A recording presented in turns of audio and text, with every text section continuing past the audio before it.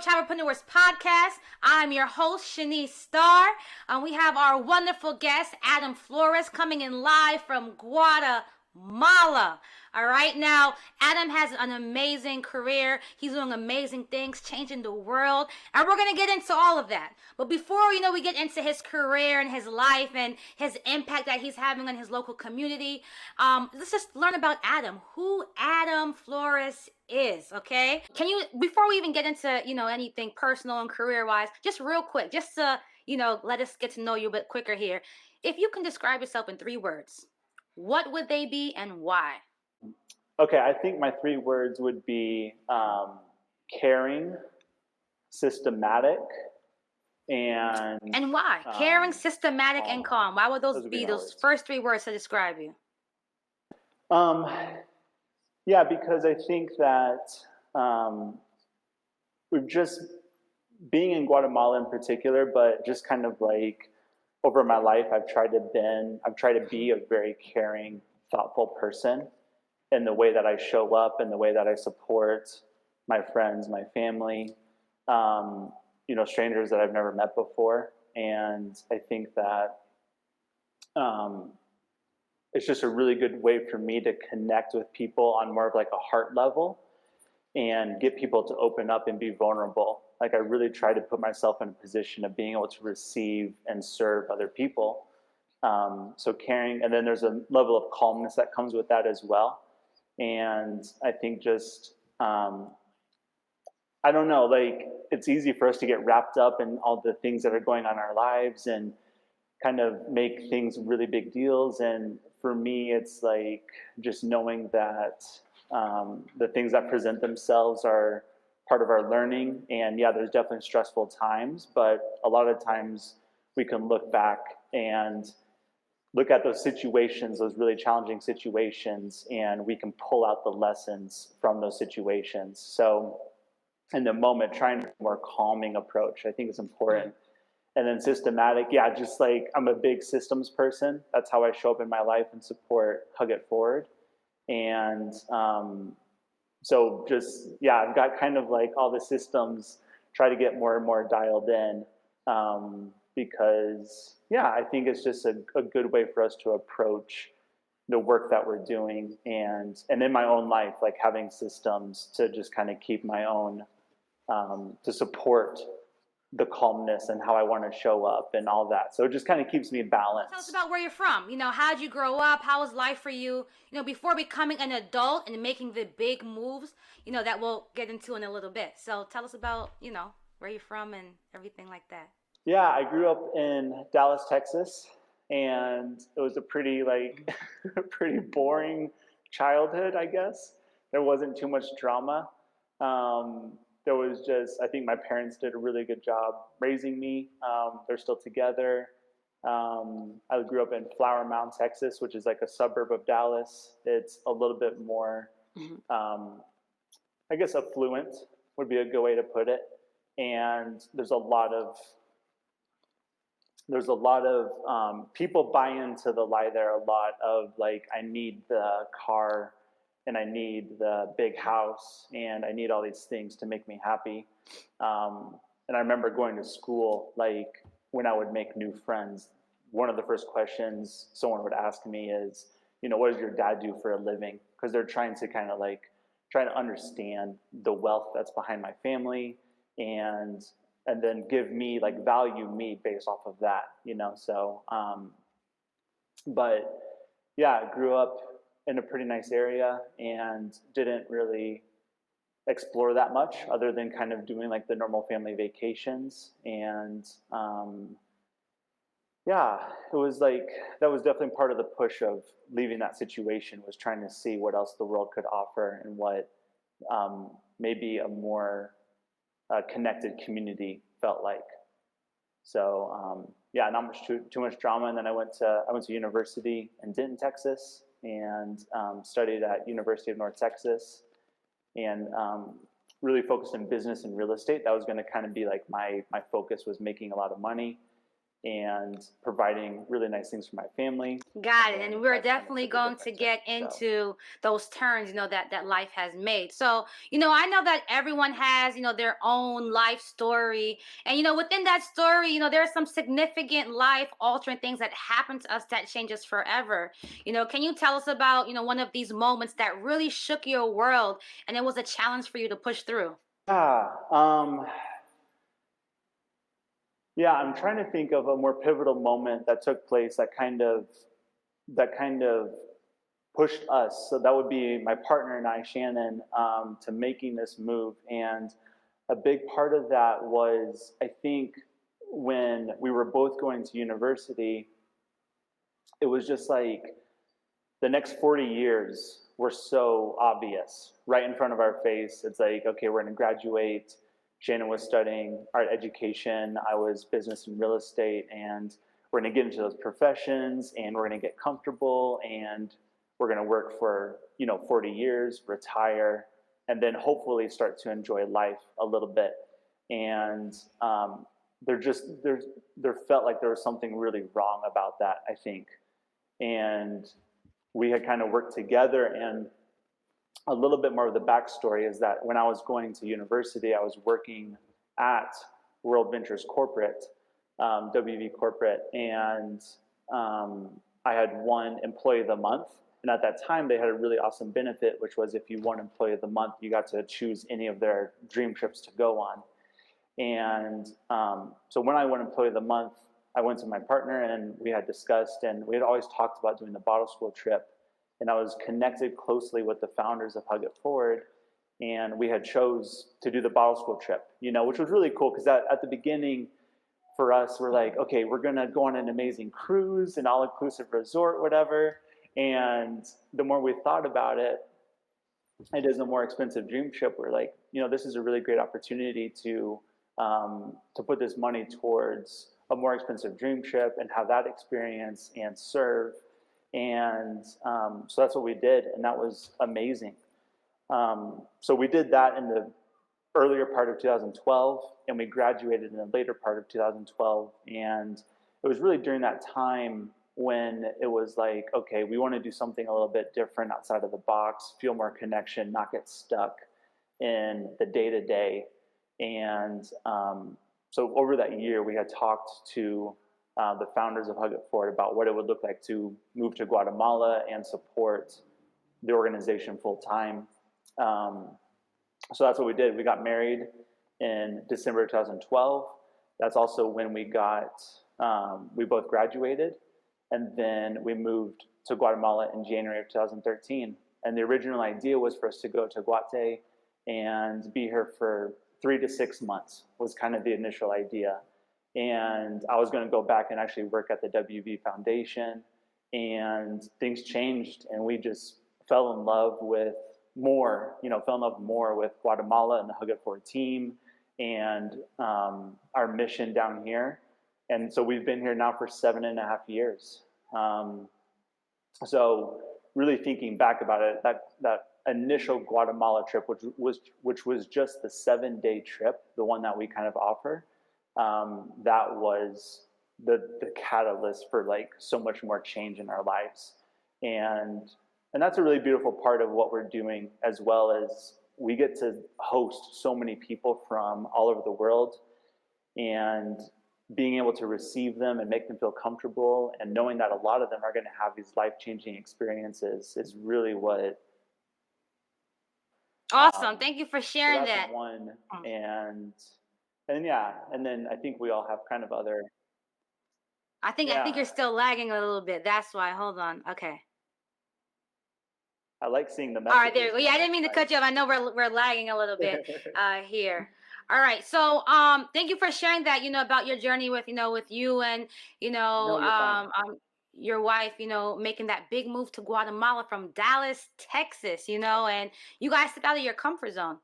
That's a really huge life lesson right there, and you found your purpose doing that, right? Mm-hmm. And that's awesome because, in order for us to really, live out our purpose, and experience higher levels in life, we have to step out of our comfort zone. We can't, get far in life staying comfortable. So you guys definitely are living proof of stepping outside of your comfort zone, doing something different.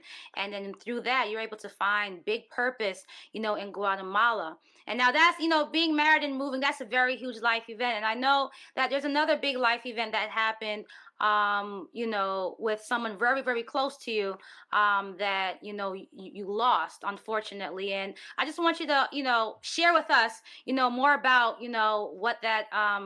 what happened and, how it changed you. Yeah, for sure.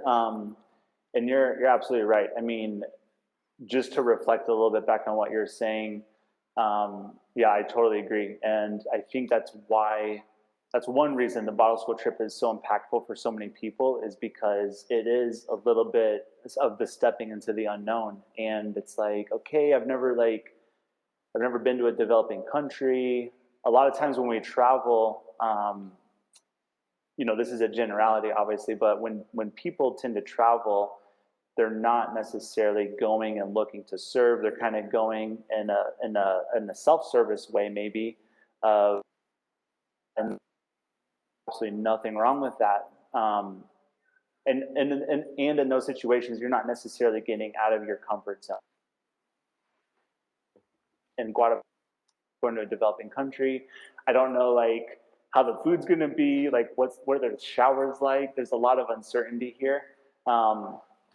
So yeah, it pushes people and it brings people really close together, because we're more relying on each other to build our community and find comfort in other people, which is really beautiful. So yeah, you're absolutely right. And the other event that happened was in 2016, my brother passed away, and it was just it was in many ways devastating. And also in many ways, it was a very just powerful, another eye-opening event in my life. And I can still very vividly remember the morning. I'd gone up early. I went for my walk. For those of you that have been on the trip, I went up to Cerro de la Cruz, and it's just a beautiful outlook. Shani, it's looks over Antigua. It's just awesome. And went back into town, went and got a smoothie, and then I went back to my house and I was checking my emails, and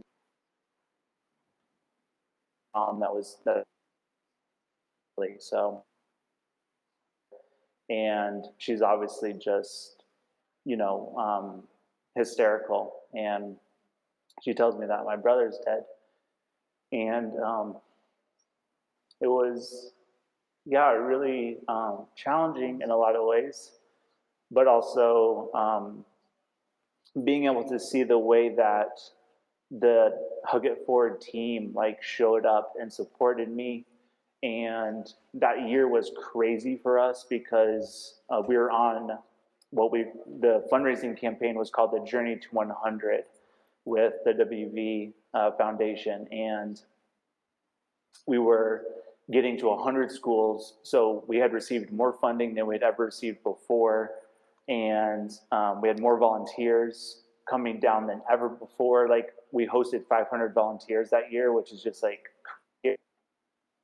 that is my brother dying, and me being the systems guy, kind of my my given name in the organization is air traffic controller, just kind of watching everything, managing, and I had to leave, so my team supported me, and I was in Dallas within 24 hours, and I was able to be there for my family and really show up in a really nice way and support my mom and my dad through that, and then just learn a lot of lessons through that as well. And I think that's where a little bit of the calmness comes from, because when you go through an event like that, it really puts things into perspective, and it helps with just clarity around how valuable our time is and how valuable our connections are. And the really beautiful thing is that my brother Alex had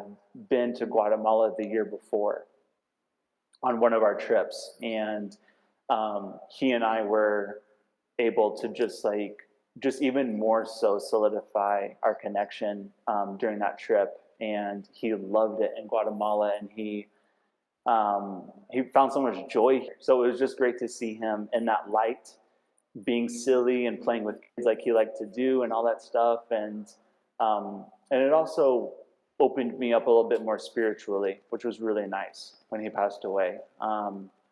So yeah, it was, like I said, devastating, but also I'm really grateful for all of the lessons that came from that very challenging situation. Ladies and gentlemen, we have Adam back live coming in from Guatemala. So, just to pick up, where we left off, well, by the way, while you were gone, Adam, I must say that the VIPs were writing in, and they were just really moved, with the story regarding your brother, and also, you taking that big move, with your wife to go to Guatemala and move and step out of your comfort zone. So we just want to thank you again for sharing that. You're just you're inspiring us right now. So thank you for sharing those moments here with us. Thanks. And I would say it's easy.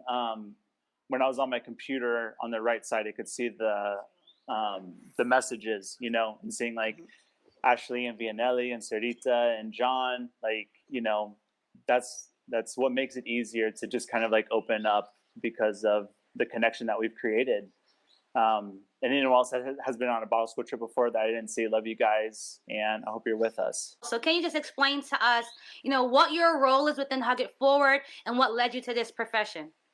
Yeah, I think what led me to it was just that idea of trying to do something that was a little different, and also that there's a lot of freedom in, like within my role and within the role that our team has, there's a lot of freedom for us to just kind of like stay in the flow of life, if you will, and I know that sounds kind of hippy dippy, but yeah, I mean, we have time to spend time with our families. We have time to work out and take care of ourselves, to explore different things. And of course, at the same time, we dedicate a lot of time into this organization. But just not trying to do the typical 9 to 5, I think, was a big draw to it for sure. Living abroad was also a big draw to it. And then just the sense, again, that sense of community that we have within the Hug It Forward team and that we develop with the volunteers, and obviously with the communities of Guatemala themselves. I mean, it's like, it just really becomes much more of a personal connection than just trying to, it feels like there's a lot more purpose behind it, which is nice. And then my role, so my official title is Secretary of the Board. So I'm a board member with Hug It Forward. And to be honest, the real reason we have kind of official titles is because we need to for tax purposes, accounting purposes, and a big part of our organization, as well as like everyone wears many, many different hats. So we're kind of all just seeing what needs to be done, picking up the slack if there's slack. We're very empowered in our roles as well. So my kind of like day-to-day has a lot to do with emails and partnerships, maintaining partnerships and talking to leaders to build trips. But it could also be like updating the Hug It Forward website or updating this, Google document or whatever. So it's like, yeah, we all just wear many hats to make it work. And I think the awesome thing too is our operation is really small. I mean, we have 4 full-time Guatemalan team members, and myself, we're kind of like the in-country staff.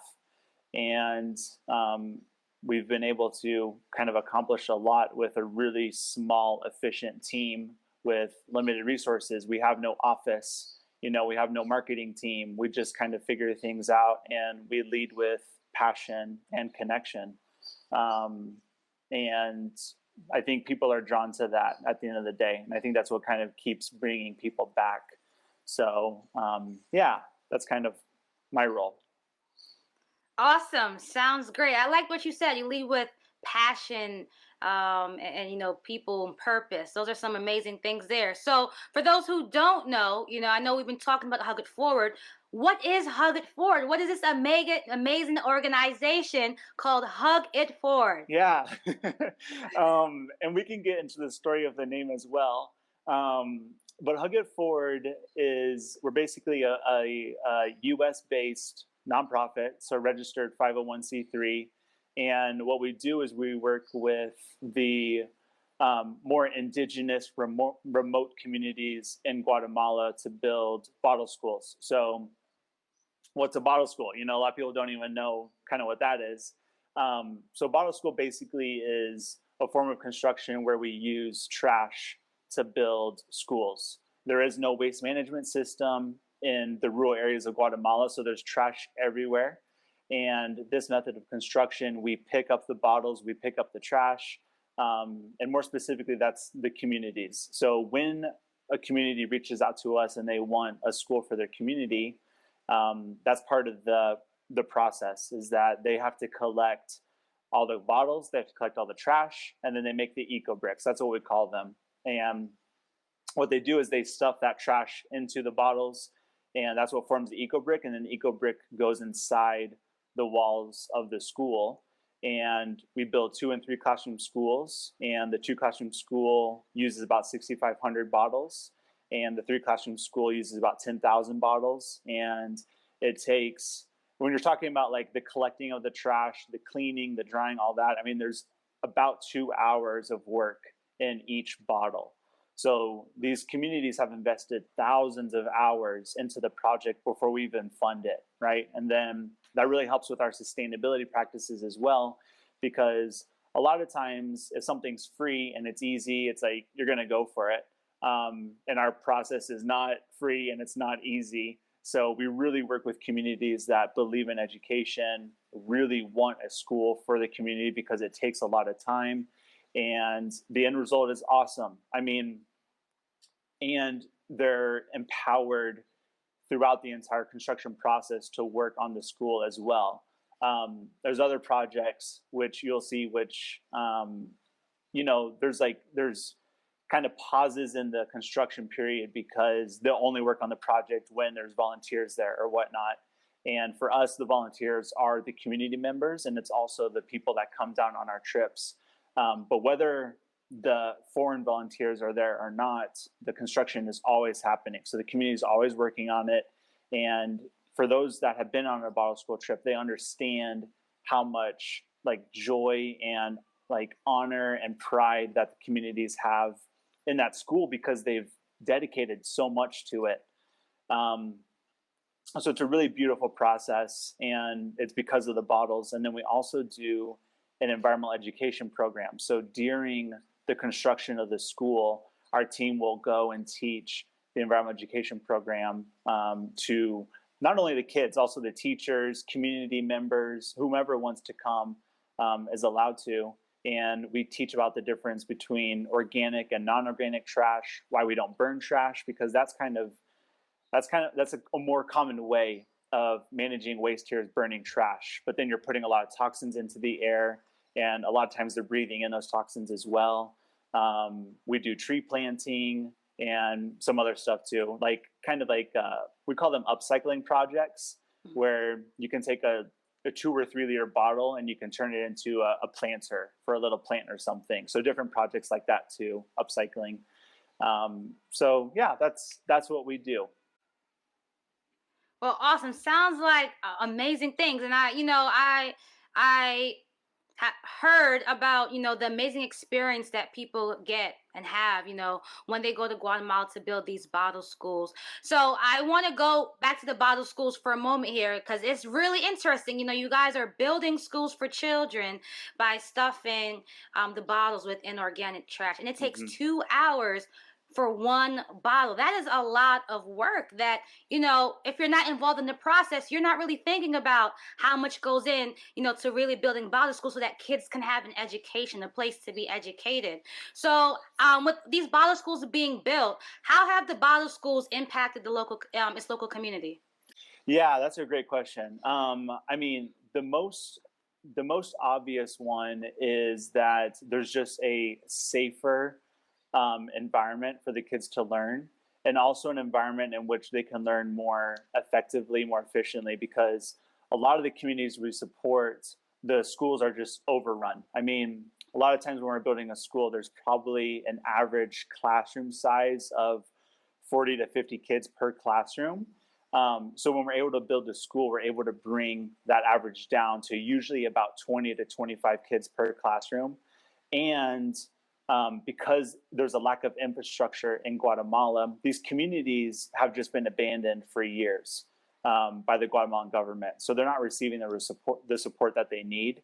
And there's plenty of teachers in Guatemala, but there's not plenty of schools. So we help with the infrastructure, and we work in communities where there's enough teachers. So when we build the school, the teachers that are, maybe there's 2 teachers teaching in a classroom, now they get their own schools, their own classroom. So they get to kind of move over.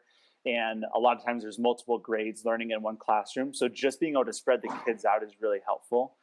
And the other thing is kind of more of the intangible, which leads to tangibles, but the intangible of just like the community.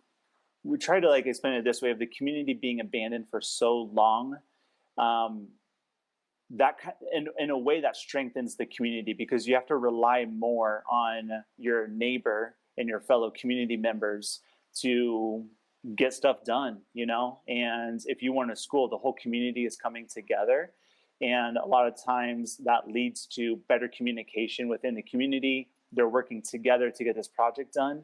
And then a lot of times we see communities kind of move past the bottle school project and maybe work on like a community garden or a better bathroom situation for the school, or a wall, you know, like just kind of like a wall to separate the school from other parts of the community. So a lot of times we see that it leads to other really cool projects. And also, I mean, it's a little bit unfortunate to talk about, but there's also a part of it where communities have been abandoned by other nonprofit organizations. You know, it's I don't want to say it's easy, but it does happen when nonprofits kind of get in over their heads, and they don't have the funding lined up, they overcommit, whatever. There's political stuff that happens. So there's also situations where communities are abandoned by nonprofits. And so when they work with us, we're able to, you know, fully complete the project with them. And I think that gives them a little bit of a boost of trust as well, with like, okay, you know, we've got the system in place of communication to go out and try to work with another nonprofit, and hopefully it works together. And I think it also maybe when they work in our system, I think also that maybe it just prepares them a little bit more for maybe how they should engage with other nonprofits as well. So there's a lot of wins. And then also in San Martin, so we were focusing in an area called San Martin Jilotepeque for 5 or 6 years. And the national average in Guatemala is 10% of kids in school go to middle school. Okay, not graduate, just go to middle school. And in San Martin, where we built a lot of elementary schools, working on the base of education, the base of that infrastructure, we saw that go up to 50% or even a little bit higher, which was, you know, 50% because of the number of schools that we built. 50% now of the kids were able to go to middle school. So that's a huge win. And a big part in Guatemala as well is just kind of like the corruption in the government. And what happens here is when there's a new person running for office, a lot of times they will go into these communities and they will, you know, lie. They'll lie. I mean, they'll make false promises, all sorts of stuff.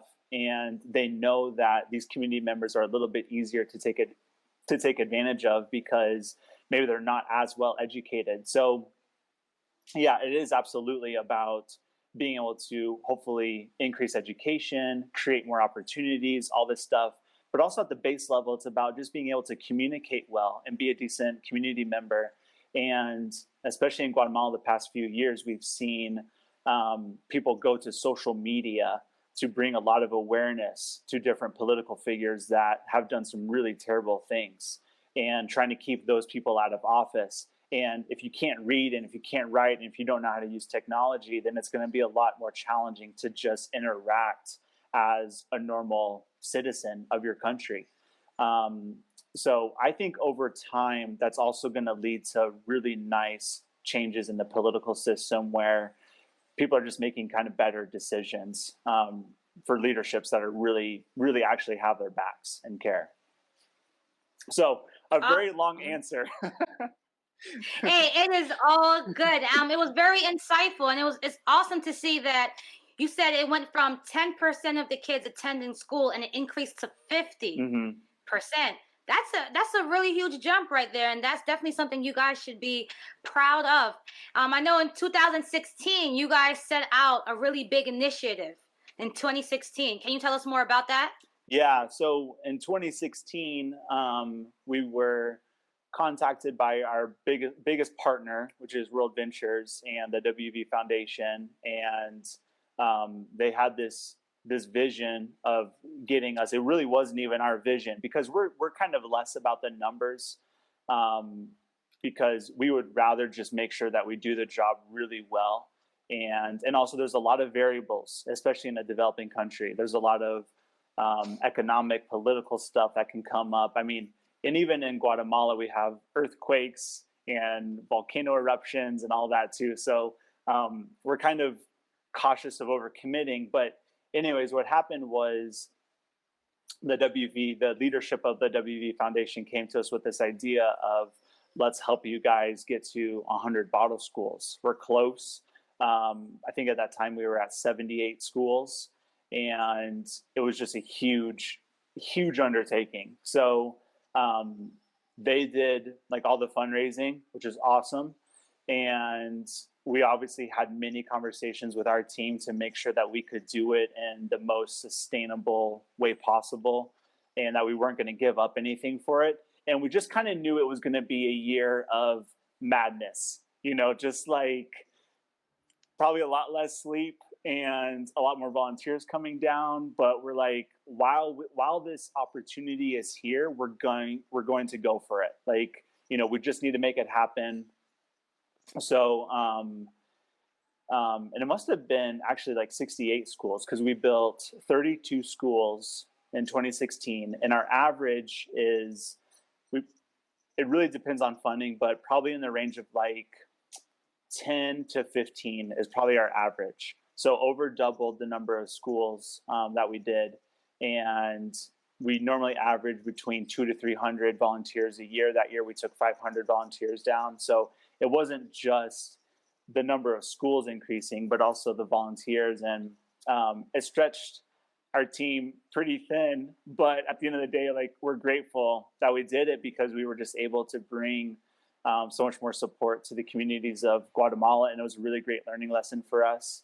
And then, like I shared before, in the midst of that, in the middle of that, my brother passed away. So it was just like another thing. But it's just, at the end of the day, I think those situations is a great opportunity to bring people closer. So it definitely brought me and my team closer, and yeah, so it was a great opportunity for us.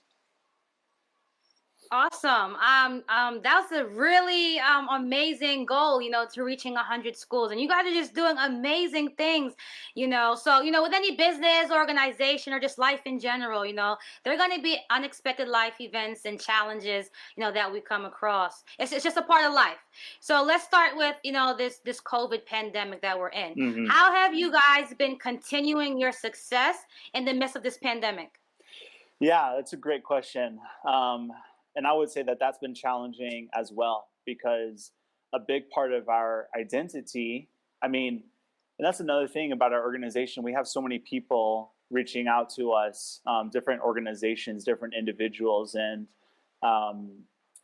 they've got really great ideas that they want to share, and they want to partner with us and all this. And at the end of the day, what we've kind of identified is that for us to be just really good at what we do, because at the end of the day, like, especially with development work, we do not want to do more harm than good. We have to put the communities first. We have to put our integrity first.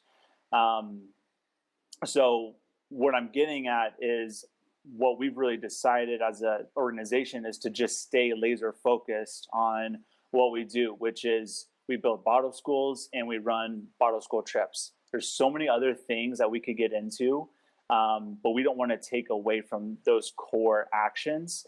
And because of that, and because of COVID, a little bit of our identity has been kind of taken away because because of the restrictions in Guatemala, we're not able to bring right now volunteers down to Guatemala.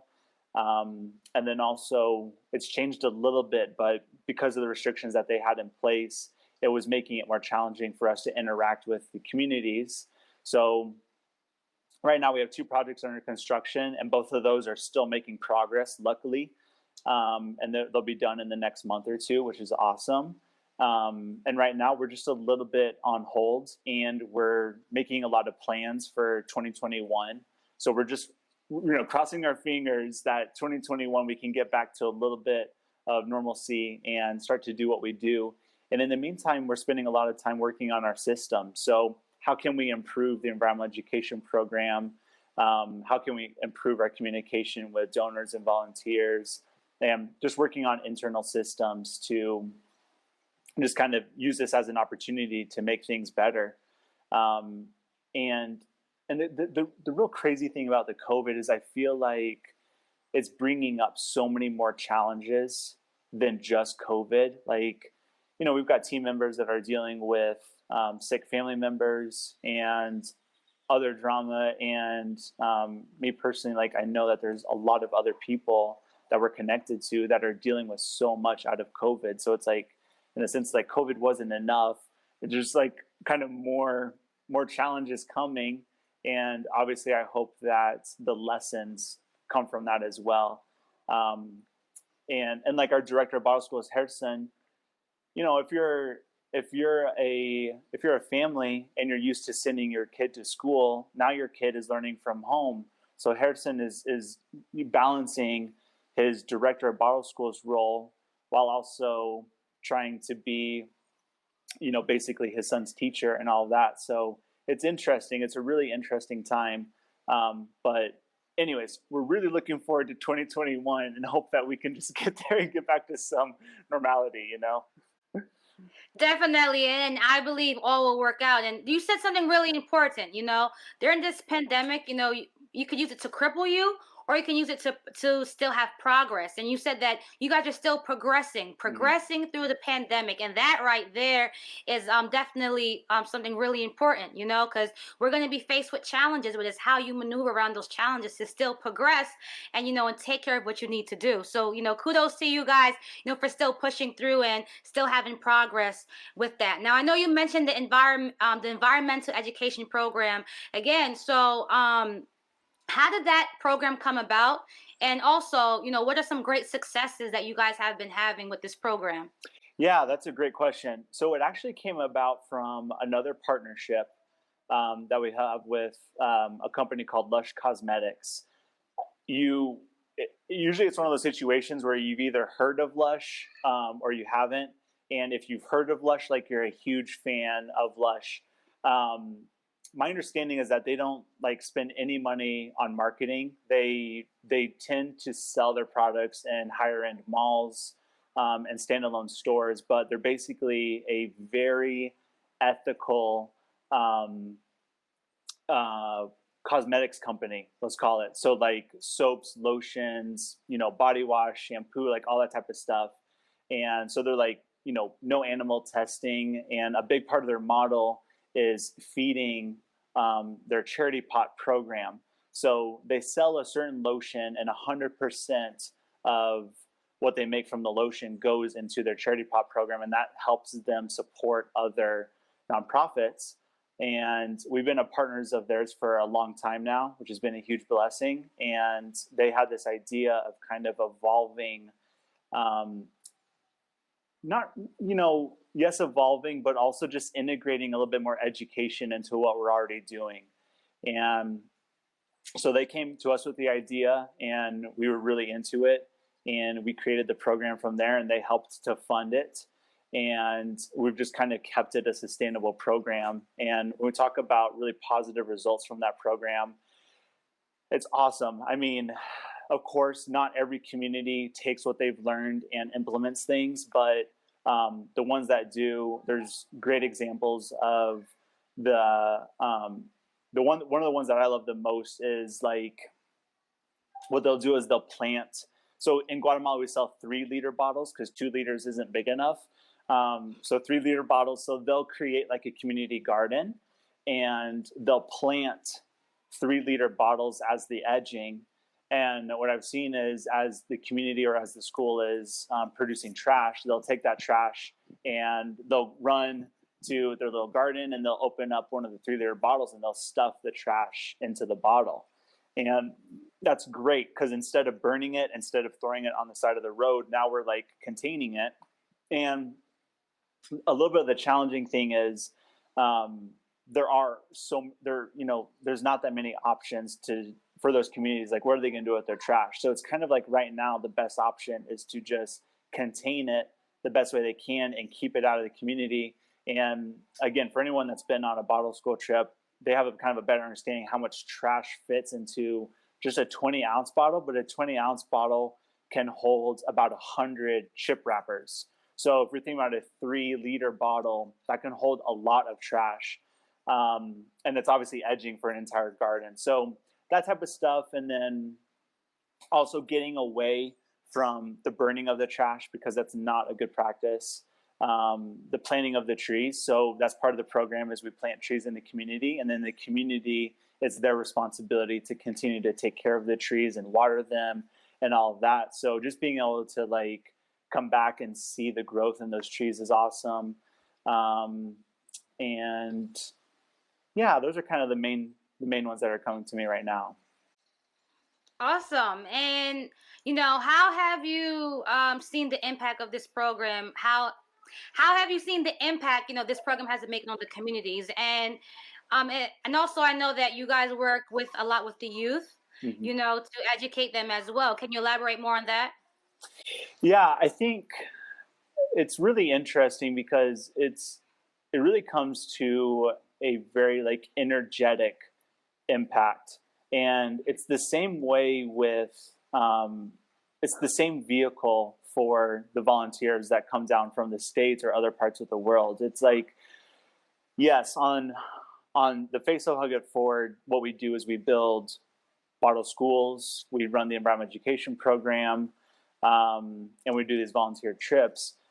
And what happens is that the bottle school project becomes really the vehicle for so much more energetic change, and it's kind of hard to explain. It's kind of this thing where you almost need to like be around it to feel it, but it's like the sense of pride in the people's community, the community members' communities. Like, really when we show up and we see just how proud they are of their project, and that pride leads them to interacting with the outside volunteers in a different way.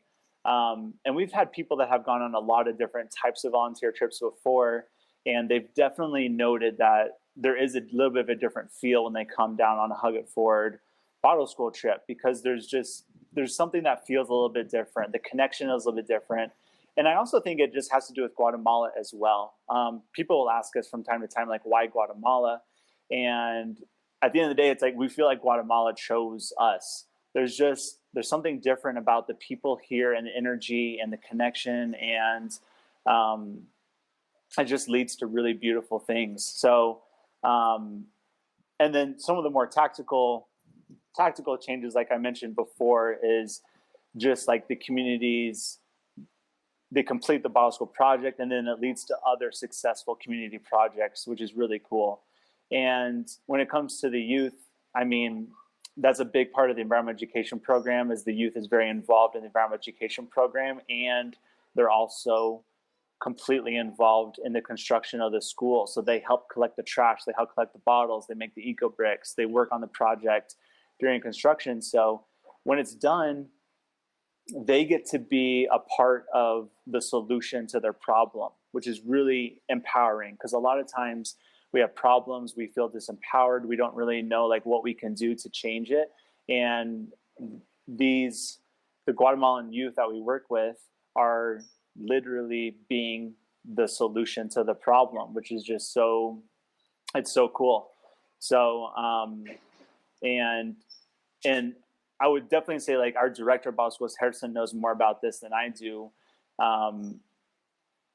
He really gets to see kind of how the young leaders within the community start to step up a little bit and find their voice. And he says this a lot, but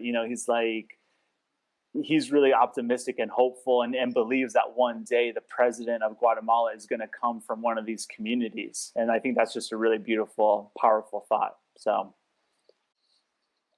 Awesome. You definitely have to dream big and, and just, put in the work, and, those dreams will definitely come into fruition. So, this sounds like an awesome program, to have these important discussions around the environmental issues in communities across, Guatemala. And you guys educate the youth, but you guys also back it up with community projects. And I think that's so important because, a lot of people say knowledge is power, Mm-hmm. but it's really the application of knowledge that's power. So, with the environmental education program, you guys are definitely a great example of that, teaching the youth, about the environmental issues, and then having them be hands-on, to be the solution, to the problem there. So that's really amazing. Now, I'm not going to forget something you said earlier. Okay. You said you're going to get into how Hug It Forward, the original, how they came up their name, the story behind that. And I think, the people want to know, how did Hug It Forward get its name?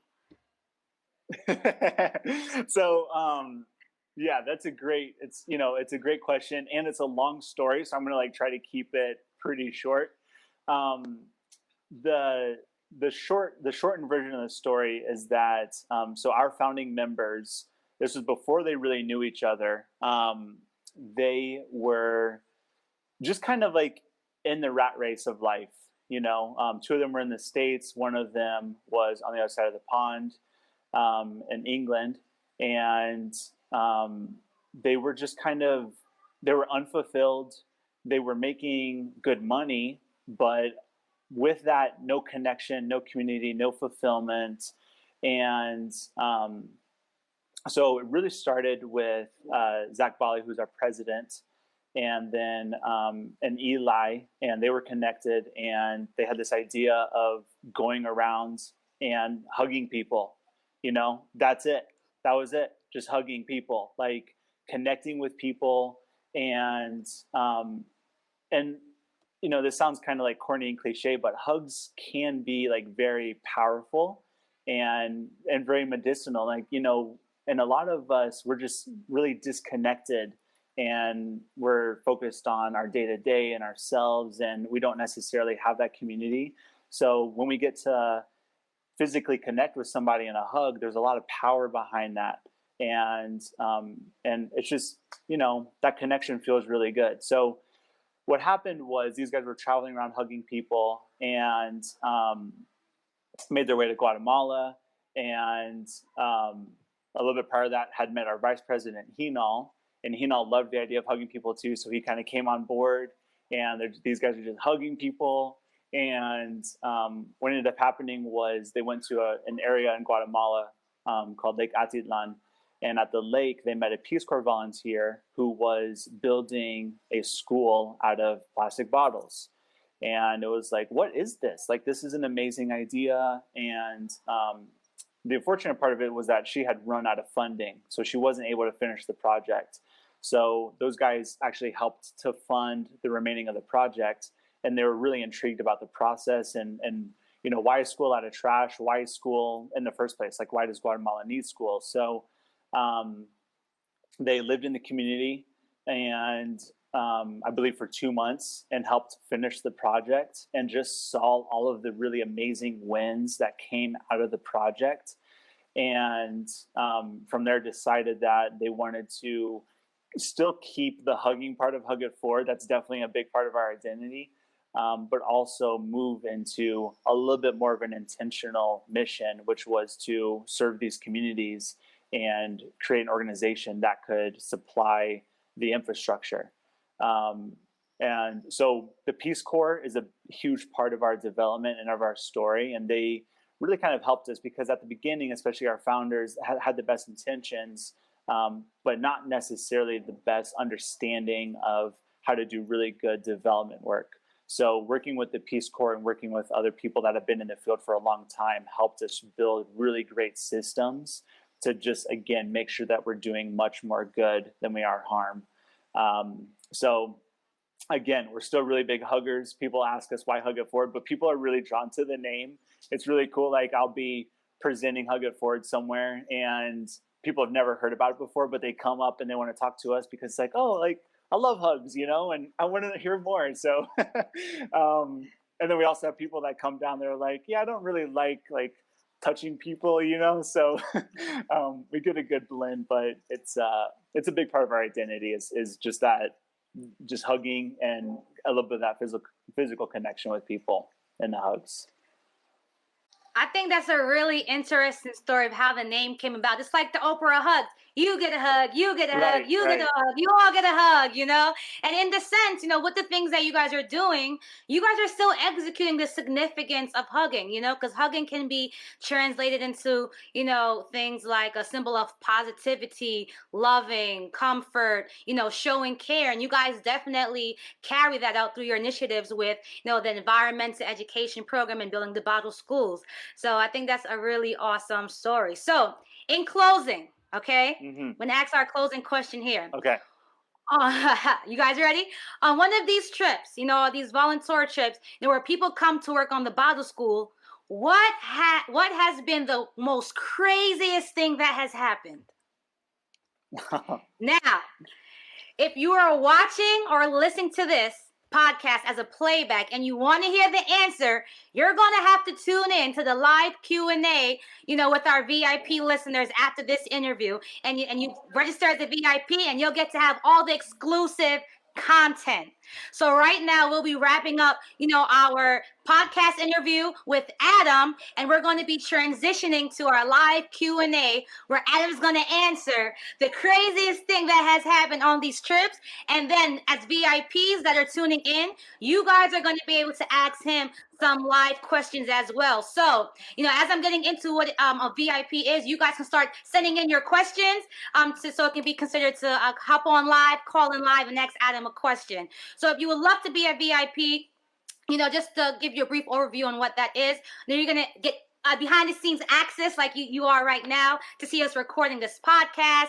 And you get to see all the bloopers, you know, things happen, you know, and just so we had technical difficulties earlier. So you get to see all of that before it gets chopped and edited. You also get automatically entered in for our trip giveaway to Guatemala, and get access to exclusive content, VIP access to events, exclusive notifications, and automatic entries into our monthly prizes and our trip giveaways. So it's just a whole amazing experience that you have. So if you want to become a VIP, head to our, you know, website, therealtravelpreneurs.com/VIP. And this is a special moment here because we don't have this open, you know, for anyone to be a VIP. You have to go on our website and register first. So you guys get the VIP treatment, you know, on our first episode here. All right. So let us go right into our Q&A here with our VIPs, and you guys can get these questions, you know, coming in as Adam goes to answer the closing question. And I will say this, VIPs, when you guys call in, when you are done asking the question, you will be disconnected so that Adam can answer, okay? So after you ask your question and you disappear, just know that's to be expected, okay? And then, you know, Adam will answer as you hop back into view as a VIP. All right, so Adam, it is time now to answer the closing question here, which was, on one of these trips, you know, where people come to work on the Bible schools, what was one of the most craziest things that has happened?